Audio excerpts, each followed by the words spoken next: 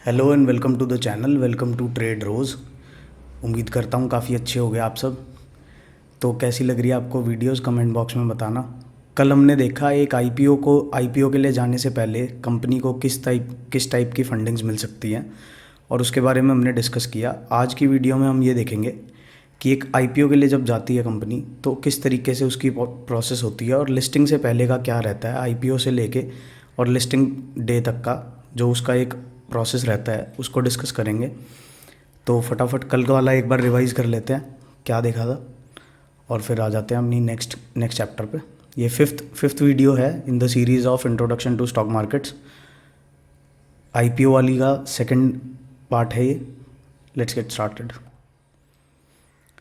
तो कल हमने समझा कि आईपीओ से पहले ओरिजिन ऑफ द बिज़नेस हमने समझा। जो लोग आपके प्री रेवेन्यू स्टेजेस में पैसा लगाते हैं बिजनेस में उनको एंजल इन्वेस्टर बोलते हैं। एंजल इन्वेस्टर मैक्सिमम रिस्क लेते हैं। जो पैसा एंजल्स देते हैं उसको हम सीड फंड बोलते हैं। Angels relatively small capital invest करते हैं। वैल्यूएशन जो कंपनी की है वो उसके प्रॉफिट्स और एसेट्स और लाइबिलिटीज़ के हिसाब से निकाली जाती है। फेस वैल्यू इंडिकेट करता है कि एक शेयर की ओरिजिनल वैल्यू क्या थी। ऑथराइज शेयर्स वो होते हैं total number of shares of the company जो अवेलेबल हैं इशू करने के लिए। शेयर्स जो ऑथराइज शेयर्स में से जो डिस्ट्रीब्यूट किए जाते हैं वो इशूड शेयर्स आ जाते हैं। सबसेट है ये ऑथराइज शेयर्स का। शेयर होल्डिंग पैटर्न है, ये बताता है कि किसके पास कितना स्टेक है। वेंचर कैपिटलिस्ट्स हैं, ये ज़्यादा रिस्क नहीं लेते हैं बट जो इनकी इन्वेस्टमेंट होती है वो कहीं ना कहीं एंजल इन्वेस्टर और प्राइवेट इक्विटी के बीच में रहती है। जो कैपिटल एक्सपेंडिचर होता है आपका, वो एक्सपेंशन के लिए जो पैसा यूज़ किया जाता है उसको हम कैपिटल एक्सपेंडिचर बोलते हैं। सीरीज़ ए, बी और सी की जो फंडिंग है उससे कंपनी इवॉल्व करना स्टार्ट करती है और जितना हायर सीरीज़ का फंडिंग होता है उतना ही ज़्यादा इन्वेस्टमेंट रिक्वायर्ड होता है। मतलब सीरीज़ ए में कम होगी, बी में ए से ज़्यादा होगी और सी में बी से ज़्यादा होगी। एक सर्टेन साइज़ के बाद वीसीज इन्वेस्ट नहीं कर पाते हैं तो कंपनी जाती है इन्वेस्टमेंट के लिए प्राइवेट इक्विटी फर्म्स के पास। प्राइवेट इक्विटी फर्म्स आती हैं लार्ज सम ऑफ मनी लेके, slightly more mature stage of the business पे आती हैं। जब रेवेन्यूज़ और एक ब्रांड वैल्यू बन चुकी होती है और कंसिस्टेंट रेवेन्यूज़ आ रहे होते हैं तब प्राइवेट इक्विटी की एंट्रेंस होती है। टिपिकली जो पीई है उनका जो रिस्क एपेटाइट होता है वो वीसी से और एंजल से काफ़ी कम होता है क्योंकि वो एक हद तक जब बिज़नेस इस्टेब्लिश हो जाता है उसके बाद ही एंटर करते हैं। और पी सिर्फ कैपिटल नहीं, अपने लोगों को भी बोर्ड पे डालते हैं कंपनी के, उसकी ग्रोथ करने के लिए और सही डायरेक्शन में मूव कर पाए बिजनेस इसके लिए। तो आते हैं अपने 18th पॉइंट पे। वैल्यूएशन जैसे जैसे इंक्रीज़ करेगी, वैल्यूएशन इंक्रीज़ करेगी बिजनेस से, रेवेन्यू से और प्रॉफिटेबिलिटी से। प्रॉफिटेबिलिटी जैसे जैसे बढ़ेगी वैसे वैसे वैल्यूएशन भी बढ़ जाएगी। आईपीओ का जो प्रोसेस है वो मेनली इसलिए होता है कि पैसा रेज कर पाए कंपनी। और पैसा किस लिए रेज करना है? कैपिटल एक्सपेंडिचर के लिए, डेट रिस्ट्रक्चरिंग के लिए, या फिर स्टेक होल्डर्स को, शेयर होल्डर्स को रिवॉर्ड करने के लिए। तो नेक्स्ट चैप्टर आईपीओ पार्ट्स 2 है। इसमें हम देखेंगे जो पिछला चैप्टर था उसमें एम्फोसिस था डिफरेंट स्टेजेस ऑफ बिजनेस पे और फंडिंग ऑप्शंस जो वेरियस स्टेजेस पे होते हैं वो हमने डिस्कस किया था। आईपीओ मार्केट को हम प्राइमरी मार्केट भी बोलते हैं। कई बार कंपनीज बिना ये वाली जो कल वाली स्लाइड में जो हमने सारी चीज़ें देखी थी इस तरीके की फंडिंग के बिना भी जाती है कई बार आईपीओ के लिए कंपनीज। बट वीसी का और पीई फर्म का किसी भी बिज़नेस में होना वैलिडेट करता है उसकी क्वालिटी ऑफ बिज़नेस को और उसके प्रमोटर को। क्योंकि अगर प्रमोटर अच्छा होगा और बिज़नेस अच्छा होगा तभी ये लोग आके पैसा लगाएंगे। और जिस कंपनी ने ये सारी स्टेजेस कंप्लीट करके और फिर आईपीओ के लिए आई है वो बिज़नेस काफ़ी स्ट्रॉन्ग है। तो अब ये प्रमोटर जा रहा है अपने आईपीओ के लिए। इन लोगों के बारे में हम जानेंगे कौन है ये प्रमोटर है। तो नेक्स्ट चैप्टर में आते हैं हम, why do companies go public. Main reason to raise capital, to fuel the capital expenditure requirement. Promoter के पास 3 एडवांटेज होती हैं। पैसा रेज करना है तो उसके लिए वो आईपीओ ला सकता है। आईपीओ लाके अपने शेयर्स इशू करके वो डेट से बच सकता है। डेट अगर कम होगा तो प्रॉफिटेबिलिटी ज़्यादा होगी। कभी भी आप शेयर बाय कर रहे हो तो आप भी उतना ही रिस्क ले रहे हो जितना एक प्रमोटर ले रहा है अपने बिजनेस में। हाँ, जो प्रोपोर्शन ऑफ रिस्क है वो डिपेंड करेगा कि आपने कितनी क्वांटिटी में शेयर्स उठाए हैं। अगर आपके पास कम क्वांटिटी है किसी भी कंपनी के शेयर्स की तो आपको इतना अफेक्ट नहीं होगा, बट अगर आप बहुत ज़्यादा क्वांटिटी उठा लेते हो तो उसके डायरेक्ट इम्पैक्ट पड़ेगा आपके पोर्टफोलियो पे। तो प्रमोटर एक्चुअली क्या कर रहा है आईपीओ के थ्रू, जो अपना रिस्क है वो स्प्रेड कर रहा है लार्ज ग्रुप ऑफ पीपल में, जो बाकी भी इन्वेस्टर्स हैं। फिर प्रमोटर का जो रिस्क है वो डाइवर्ट हो जाता है और बंदों में बढ़ जाता है। अदर एडवांटेजेस क्या हैं प्रमोटर के लिए आईपीओ में जाने के लिए, कि एक अर्ली एग्जिट प्रोवाइड करता है किनको, जो एग्जिस्टिंग शेयर होल्डर्स हैं, जो आपके एंजल्स, पी वीसी फंड्स थे, उन लोगों को एक अपॉर्चुनिटी मिल जाती है अपने शेयर्स को सेल करने की ओपन मार्केट में। तो ये शेयर सेल करके वो एक एग्ज़िट ले लेते हैं, और जो उन्होंने इनिशियली एक इन्वेस्टमेंट की थी उस इन्वेस्टमेंट पे वो अपने प्रॉफिट्स लॉक इन कर लेते हैं। हाँ, वो ये भी है कि वो ये चूज़ कर सकते हैं कि वो छोटे छोटे पार्ट्स में जाके अपना over a period of time, मतलब 10 साल बाद 20 साल बाद निकालें धीरे धीरे करके, और एडवांस भी कर सकते हैं, कुछ लिमिट्स लगाई जाती हैं। सेकंड जो एडवांटेज है आईपीओ में वो है कि एम्प्लॉयज़ को रिवॉर्ड करने के लिए, कोई भी कंपनी है अगर नई है तो वो अपने एम्प्लॉयज़ को शेयर्स इशू कर देती है एज एन इंसेंटिव, उसको बोलते हैं हम एम्प्लॉय स्टॉक ऑप्शन। तो ये जो एम्प्लॉयज़ को जो स्टॉक्स दिए जाते हैं ये एक डिस्काउंट पे दिए जाते हैं। तो एम्प्लॉयज़ के पास एक चांस होता है कि जब कंपनी आईपीओ के लिए जाएगी तो उसमें उनके शेयर होल्डिंग में कैपिटल एप्रिसिएशन होगा। कुछ एग्जांपल्स हैं जो ईसॉप से बेनिफिट हुआ है जिन एम्प्लॉयज़ को, जैसे कि गूगल के एम्प्लॉयज़ थे, इन्फोसिस के थे, ट्विटर फेसबुक के जो एम्प्लॉयज़ थे, इनको ये एम्प्लॉय स्टॉक ऑप्शंस इशू किए गए थे कंपनी के बिहाफ पे। और जब इनकी लिस्टिंग हुई अल्टीमेटली तो काफ़ी अच्छा एक कैपिटल अप्रिसिएशन हुआ एम्प्लॉयज़ को भी। थर्ड जो इम्पॉर्टेंट एडवांटेज है, ये विजिबिलिटी ऑफ द कंपनी को इम्प्रूव करता है और एक पीपल्स इंटरेस्ट को अट्रैक्ट करता है, पॉजिटिव इम्पैक्ट है बिज़नेस की ग्रोथ पे। तो अब चलते हैं हम हमारी जो एक बिज़नेस स्टोरी चल रही थी पिछली वाली वीडियो से। अगर आपने वो वीडियो नहीं देखी है तो इस वीडियो से पहले जाके वो वीडियो देखना, तभी आपको अच्छे से समझ में आएगी। अब उस स्टोरी को हम आगे लेके चलते हैं और अपने एक आईपीओ की जर्नी देखते हैं लिस्टिंग तक की, कि कैसे कंपनी आगे चलती है। तो अगर आप रिकलेक्ट कर पा रहे होगे तो लास्ट रिक्वायरमेंट जो थी हमें 200 करोड़ रुपए का कैपिटल एक्सपेंडिचर निकल के आया था, जिसमें मैनेजमेंट ने ये डिसाइड किया था कि इसको हम पार्टली फंड करेंगे अपने इंटरनल अक्रूवल से, यानी कि जो इन्होंने अभी तक के प्रॉफिट्स कमाए हैं उससे, और पार्टली फंड करेंगे आईपीओ के थ्रू शेयर्स इशू करके। कंपनी के पास अभी भी 16% ऑथराइज शेयर कैपिटल बची हुई थी, जिसकी वैल्यू बनती है 8 लाख शेयर्स। वैल्यूएशन जो इसकी बन रही थी जब पीई की एंट्रेंस हुई थी, प्राइवेट इक्विटी फर्म जब आई थी, तो इसकी वैल्यूएशन थी 64 करोड़ के आसपास। अब पीई ने इन्वेस्ट किया था, उस इन्वेस्टमेंट के साथ इसकी वैल्यू अब और बढ़ चुकी होगी। For the sake of simplicity हम यही देख रहे हैं कि ये जो 16% शेयर्स थे जिनकी वैल्यू कल की वीडियो में 64 करोड़ थी, आज वो वैल्यू हो चुकी है 125 से 150 करोड़ के बीच में। तो इसकी पर शेयर की value is anywhere between 1562 to 1875।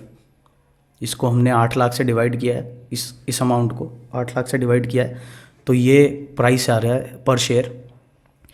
तो अब कंपनी अगर 16% अपना स्टेक है जो वो आईपीओ में पब्लिक के लिए इशू करती है, तो वो anywhere between 125 to 150 crore raise करना चाहती है, और बाकी का जो 200 में से 125 या 150 करोड़ तो वो यहाँ से ले आएंगे, बाकी का जो 50 से 75 करोड़ का पैसा बचेगा वो अपने प्रॉफिट से निकाल लेंगे।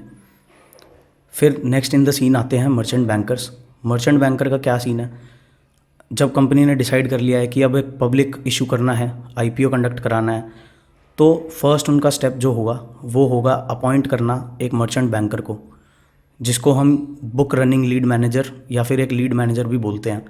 जो मर्चेंट बैंकर का काम है वो ये है कि कंपनी को असिस्ट करेगा हर एस्पेक्ट में जो आईपीओ प्रोसेस में इन्वॉल्व है। First he will conduct a due diligence, prepare a company filing for an IPO, legal compliance देखेगा उनका, ड्यू डिलिजेंस सर्टिफिकेट इशू करेगा उनको।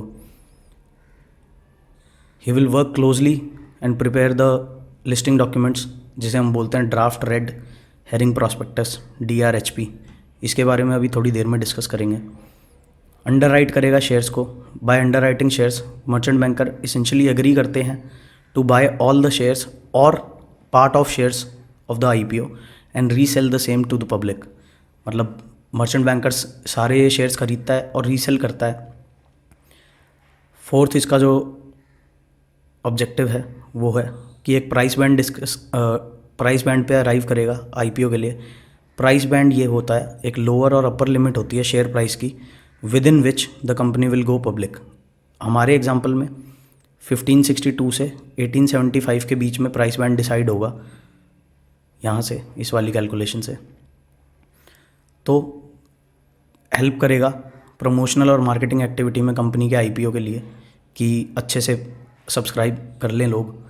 अपॉइंट करेगा अदर इंटरमीडिएरीज को, जो कि होते हैं registrars, bankers, advertising agencies, lead manager. ये मार्केटिंग स्ट्रैटेजीज भी बनाते हैं आईपीओ के लिए। Once the company partners with merchant banker, they will work towards taking the company public.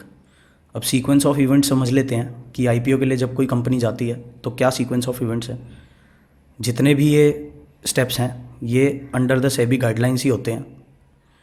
SEBI की नज़र के बाहर कुछ भी काम नहीं होगा अगर स्टॉक मार्केट से रिलेटेड कोई काम है।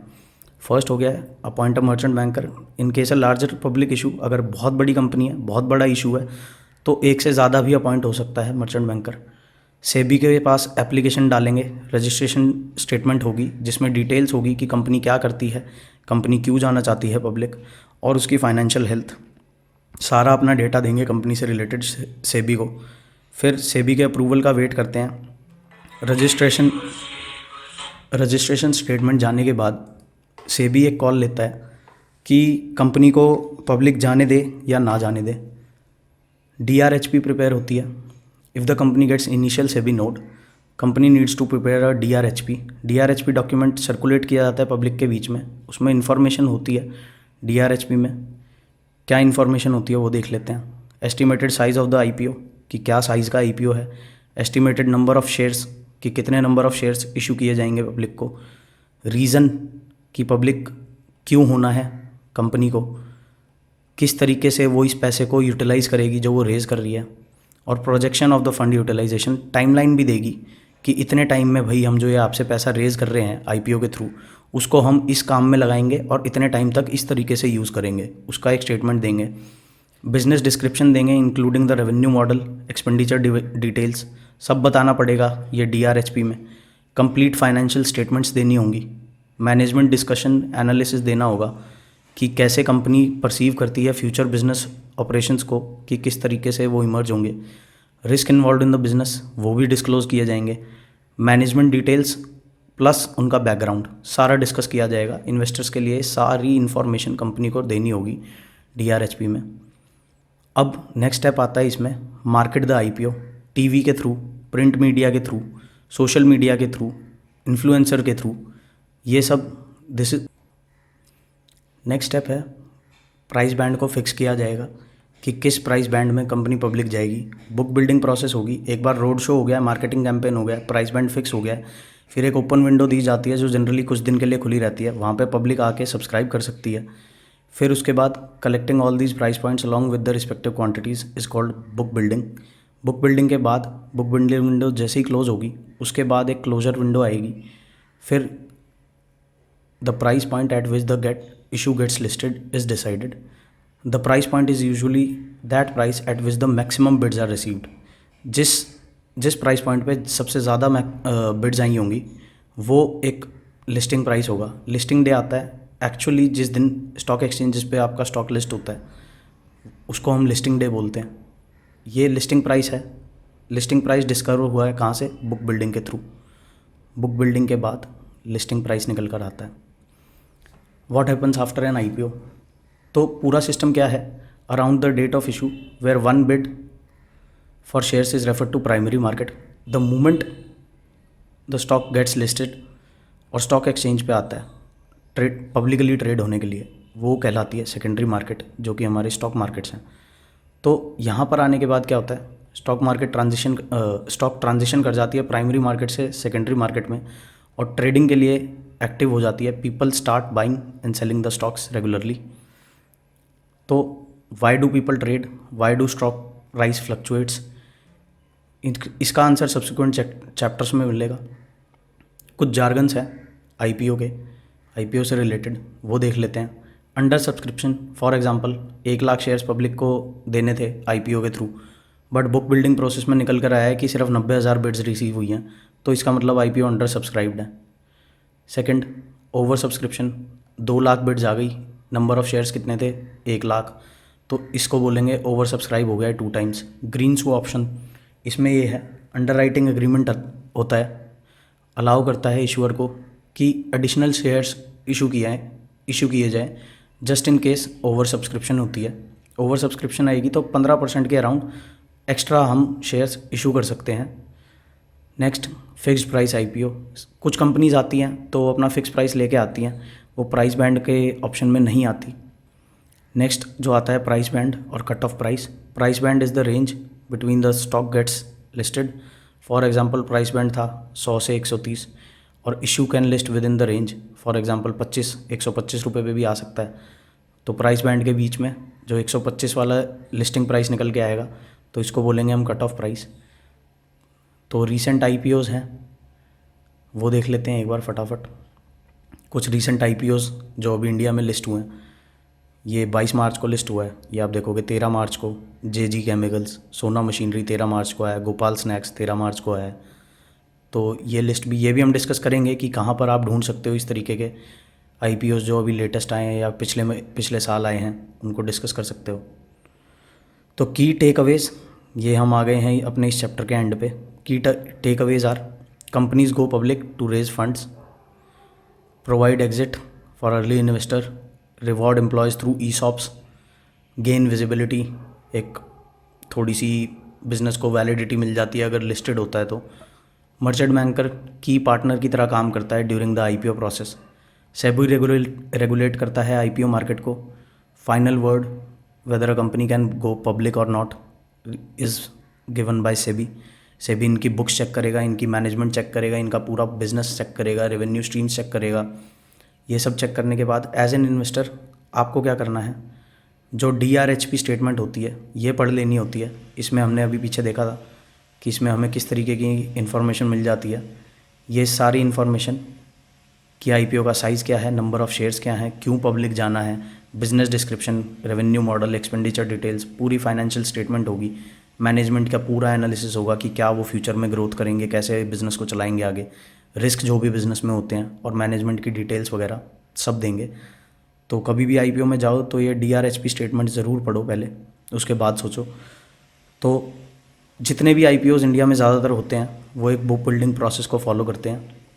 तो यहाँ पे कंप्लीट होता है हमारा एक बिज़नेस की इनिशिएशन से लेके और लिस्टिंग तक का पूरा आईपीओ का एक प्रोसेस। तो मिलते हैं नेक्स्ट वीडियो में। कमेंट में बताना कैसी है वीडियो और जय श्री राम लिख देना। बाय बाय, जय श्री राम।